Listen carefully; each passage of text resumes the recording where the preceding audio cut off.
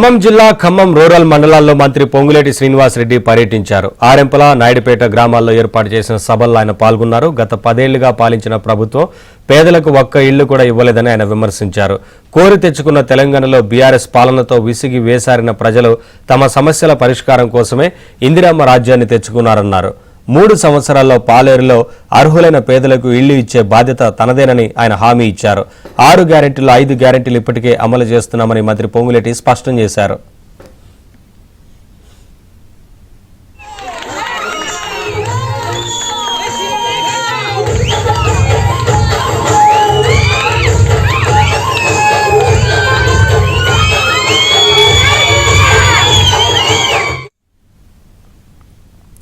రైతు రుణమాఫీకి రాష్ట్ర కేబినెట్ ఆమోదం తెలపడంతో ఆరెంపుల గ్రామస్తులు పొంగులేటికి గిరిజన నృత్యాలతో స్వాగతం పలికి పూలతో అభిషేకించారు.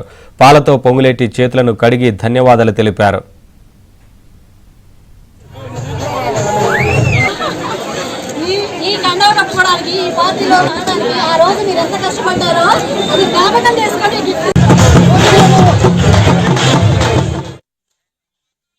పాలేరు నియోజకవర్గ శాసనసభ్యుడిగా, రాష్ట్ర గృహ నిర్మాణ శాఖ మంత్రిగా రాబోయే 3 సంవత్సరాలలో అర్హులైన పేద వాళ్ళకి ఇల్లిచ్చే బాధ్యత మీ శాసనసభ్యుడిగా నాదేనని ఈ వేదిక మీద నుంచి మీకు తెలుపుతున్నా. అంతేకాదు, అదే రకంగా గడిచిన 10 సంవత్సరాలలో తెల్ల రేషన్ కార్డు, ఆసరా పెన్షన్ లేదు. గౌరవ ముఖ్యమంత్రి రేవంత్ రెడ్డి గారి నాయకత్వంలోని ఈ ప్రభుత్వం పేదోడు ప్రభుత్వం కాబట్టి అర్హులైన వాళ్ళందరికీ తెల్ల రేషన్ కార్డుతో పాటు ఆసరా పెన్షన్ ఇప్పించే బాధ్యత కూడా నాదేనని మీకు తెలుపుకుంటున్నాను.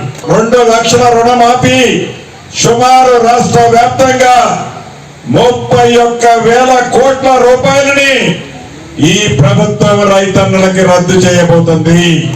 ఈనాడు మీ దీవెనలతో వచ్చిన ఇందిరమ్మ ప్రభుత్వం పని చేస్తుంది. భవిష్యత్తులో కూడా ఇంకా కొన్ని హామీలు అమలు చేయాల్సింది ఉంది. ప్రతి హామీని తూచా తప్పకుండా ఈ ప్రభుత్వం చేయటానికి సిద్ధంగా ఉందని కూడా సవినయంగా రాష్ట్ర ప్రజలందరికీ కూడా తెలుపుతూ